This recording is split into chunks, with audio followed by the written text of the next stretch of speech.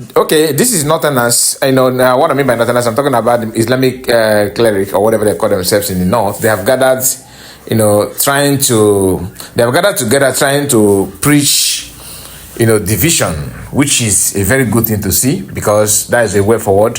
But there's something they said here that caught my attention. That's why I'm writing on this. They are trying to paint Fulani people that they are good. In fact, these Igbo people are the problem. And they went as far as saying that the Igbo people, let them go and drink their oil, something like that. This is not the first time they have said something like that in the past. But why it seems to be different now is because every corner of Nigeria are now feeling the heat. Are they trying to play, victim game or whatever they call it? I think, victim game. Are they trying to pretend that they had one receiving, pain or hatred, whereas all of us know who they are? You see, this is how people protect their children. You may see them as maybe Boko Haram, terrorists and all that, but to them, it is you that is that's the problem, because they see their brothers and their children as the only way that they can make it in life. Everything they are saying is just to benefit Fulani. They have government, they have everything, they are still backing up. But what did your elder do? People from the eastern part, what do they do? They will be the one to tell you that, come and buy our children, come and buy our children. This is how they roll. They gathered here, promoting and protecting their own children, even though when it is very, very proven, very, very clear, it has been proved that they are the one behind the atrocities, kidnapping and buying of people going on in every corner of Nigeria. Not only Igbo people, but why are they single Igbo people out? Fulani know it very, very well that the Igbo people are the only problem they have. Yorubas is just like Ofen Kupu. I'm not insulting Yorubas, but that's just a fact. So anything that you are going to hear here, compare it with what your own people, your own elders, your own leaders say, whether religious leader or political leaders in the north. They don't talk bad on their own. They protect them. And in the east, the rivalry is between the youth and the elders. And some of them who cannot even offer anything, they are busy trying to prove what they are not. Look at Bianco Ojuku.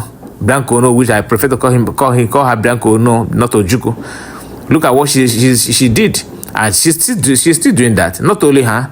Look at the Wike. These are people who choose to sell their ancestral land for a peanut. What are they dragging? Money from oil. Where is the oil in the region? If you ask them, in every honesty, can you tell me, if oil happen to be in the north, will you have access to it the way they have access to it now that is in the southeast or in the south? Will you see them giving you that privilege to have access to it? The answer is no. They also said that you should go and drink your oil, that they have this, they have that, they produce this and produce that, as if our land is not fertile land. Our land is more fertile than their own. That's why they're bringing their cow to eat, grass. Because if our land is that dry land and it's not fertile, they will not be pushing to bring their cow there. Even though they will still push it, because the agenda of bringing your cow in the name of Ruga is to conquer you by planting, they will plant, they place their own. They just to plant Sariki, who will be, at end representing them and paving way for them. And Sharia law will be very, very, very easy to penetrate. Today, they started talking about Sharia law in the Southwest. Why? Why they start talking about it in Southwest? Because that is where they have Muslim, in the Southwest.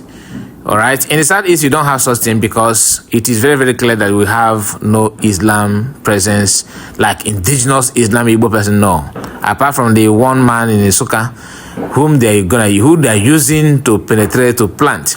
That is how they start. Anyway, I don't want to say much. I don't want to waste your time on this video. Just pay attention so that you can hear this. And before then, please subscribe to the channel, like the video, and share it. Let me comment and let me know your own take on this. God bless you and bye bye. Hear this. Da muke kira don girman Allah a raba Najeriya. Don girman Allah a taimake mu a raba Najeriya. Mu ina magana da yawun musulmi kuma ina magana da yawun 'yan arewa. Mu a matsayinmu na musulmi ba mu da buƙatar zama da inyamurai, ba mu da buƙatar zama da inyamurai, su kashe mu suke yi. Kwanan nan aka kama Ibo yana yin muryar Fulani, muryar Fulani yake yi, yana kashe mutane da sunan Fulani. Ba mu ba, Takumbu Asari ya fito ya ce babu wani bafulatani da yake kashe mutane a ƙasar Ibo. Ƙarya ake, me yasa su Fulanin ba su kashe su ba? Me yasa kadai ƙasar Ibo suke kashewa? Ba gaskiya bane. Wannan wani sharri ne, in ji shi fa, wani sharri ne da Ibo suka kulla. Ba mutumin da yake da greediness, tsabagen son zuciya kamar Ibo. Duk inda ka zauna da shi sai dai ya cuce ka kafin ku zauna lafiya. Wannan yasa ba mu da bukatar zama da su. Sun cika Kano, sun cika Katsina, ga su a Sokoto, sun cika Abuja, ga su a Naija, ko ina Ibo sun cika, amma su ba ka zama garin su ka zauna lafiya. Mun yi wannan kalubale kuma muna ƙara yi.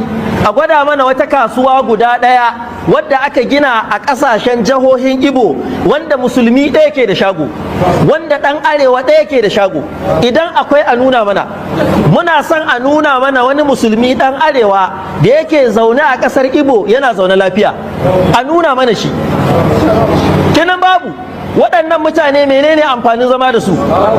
Muna kira ga gwamnati a yi tsarin da za a yi don Allah a raba mu da Ibo, a raba mu da inyamurai, su kama gabansu, mu kama gabanmu, a zauna lafiya. Irin wannan kisa da suke mana, kisan gilla, a nuna mana yaran mu kwance cikin jini, muna cewa mabiya su yi haƙuri. Wallahi akwai radda za mu sako su mu ce ku koya musu hankali. Ƙasar ta daɗe bata watse ba. Idan ku gwamnati ne sai ku gwada mana a ranar ku gwamnati ne. Kenan akan mu kuke gwada ku gwamnati ne. Wai ana cewa unknown gunmen sunan su kenan. 'Yan bindigar da ba san su ba. Wallahi mu ma muna iya ƙirƙiran 'yan bindigar da ba san su ba. Domin me? Abin da aka ce karen bana maganin zoman bana, to kaji haka karatun yake. Wannan abin da ake yi ana sane. Gwamnonin Ibo, gwamnonin jihohin Ibo suna sane, da gangan suke bari ana kashe mutanenmu, da gangan suke bari, suna sane. Duk wanda ya ce ba sani ba ƙarya yake yi, sun sani. Gwamnatin tarayya tsoronsu kuke ji ko yaya ne? Idan faranmu ya ɓaci, al'amura za su ɓaci, kuma dole mu gaya mu gaskiya. Ku kuma 'yan arewa, musamman manyan arewa waɗanda suke fama da mugun munafurci, wai mutum bai san Allah bane ar-Razzaku. Wai idan an rabu ba mu da man fetur, man fetur ɗin me? Menene ko man fetur? Ana magana imani, kana magana man fetur. Saboda kai baka san Allah ba, mu ɗauka ma ba mu da man fetur, sai me? Su kawo man fetur su saida mana, mu saida musu akuya, mu saida musu bunsuru, mu saida musu rago, mu saida musu shanu, mu saida musu masara, mu saida musu wake. Ciniki ba haramun bane. Idan inyamuri zai shigo yankin mu sai yayi biza, idan muka kama shi ba biza mun nakaɗa mai dan uban kashi. Wallahi haka za a yi. Ba mu da buƙatar zama da inyamurai, kuma ko kun kira mu so goma kun ja kunnan mu, haka za mu gaya muku. Na san kuna jina. Mu ba mu buƙatar zama da inyamurai. Muna fatan a raba Najeriya, kowa ikama gefensa. Ba mu buƙatar zama da inyamurai. Idan ko ba haka ba, ku tsawata musu akan kashe mutanenmu. Wallahi za mu ɗauki mataki. Amma wallahi ba za a ci gaba haka ba. Yanzu nan bayanin da ake mana a majalisar limamai, a nan Lafai ta jihar Naija, Lafai ina ce? Tsakiya arewa ce. Aka samu inyamuri ya kama yarinya musulma, ya kai ta ɗaki kwana 3, ya kwalkwala idanunta, ya kwalkwala farjinta, ya ainihin kashe ta, yanke hannunta. Ya jama'a, yanzu don Allah, idan aka samu bahaushe ɗaya ko musulmi ɗaya a ƙasar Ibo ya kama ɗiyarsu, ya yanke mata idanu, ya mata ta'addanci, ya kuke ganin za a ƙare? A ra'ayina da masu ra'ayi irin nawa, ƙasar nan ta rabu,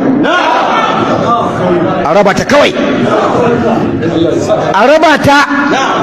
Oduduwa su ɗauki nasu, biyabara su ɗauki nasu, mu musulmi mu ɗauki namu. Wallahi wannan shine solution. A raba ta, a raba ƙasan, wannan shine ra'ayinmu, a raba ta. Su ci man su umma mai ɗin ne. A bar mu da shanunmu, a bar mu da wakenmu, a bar mu da gyaɗanmu, a bar mu da shinkafanmu, a bar mu da dawanmu, a bar mu da geronmu. Ku je ku ci fetur ɗin, ku je ku ci, a raba ƙasar. Mu samu mu ɗabbaka shari'ar musulunci. Ba wata shegiya Ngozi ko Dabora da za ta zo ta fi tsirara suke rabin mamanta a waje ta ɓata tarbiyyar 'ya'yanmu, ta ɓata, ba shegin da ta yi haka da sunan constitution ya bada right. Babu wannan. A rabu kawai. Wallahi rabuwan ƙasa ne shine alheri ga musulunci, ga musulmai. Wallahi tallahi shine. Kuma shine munafukan cikin mu da su ƙara bayyana mu gano su, ko kudu ko arewa. Wallahi a raba ta, domin ba za mu yarda ana kashe mana 'yan uwan musulmi ba, mu kuma su suna zaune a nan lafiya. Ba zai yi ba. Gwamnati ki ta kinnot, ba za mu yarda ba. Ba za mu yadda a kashe mutane musu suna zaune a lafiya suna ɗebe matattalin arzikin ƙasa ba. Ba za mu yadda ba wannan ba. An fa zo wajen red line, ba za mu yadda da wannan ba. Shine gaskiyar magana, ba za mu yadda ba. Yawwa, ko da a yi stopping ko kuma a yi yaƙi, wannan shine gaskiyar magana. Sa ba a raba ƙasa ga don Allah a ba kowa tashi. In yamurai a ba su yi biyafara, yarbawa a ba su yi Oduduwa Republic, mu ko in Najeriya in su canza mata suna muka yi. Shikenan maganin ƙeya rabuwa. Ni ban san taurin kan da ke ɗiban mutanen mu ka arab, in ba a raba ƙasar shi mai amfanin zama da su. Mutum ne ya riga ya rena ka, bai son komi kai bai gani nai, duk ƙoƙarin da kai mai bai gani. Don Allah mai amfanin zama da wannan ɗan iska. Don haka Allah, don rahama ka kawo kaddara ta sa an karaba Najeriya. Kuma a raba ta uku, ba biyu ba, a raba ta uku. Ya raba a ba su tasu, inyamurai a ba su tasu, mu ko tsaya ga tamu. Ba shi ke nan ba. Amma ku zo kuna ta mai Allah shi ɗebe ma mai albarka. Man mi bannan da sun kai mana, ni yanzu idan sa akwai mai amfanin mi man yayi mana mu talakawa, su manya suke shan man. Shi yasa ba su a raba. Allah ka bari yanga a raba, a ba kowa tashi.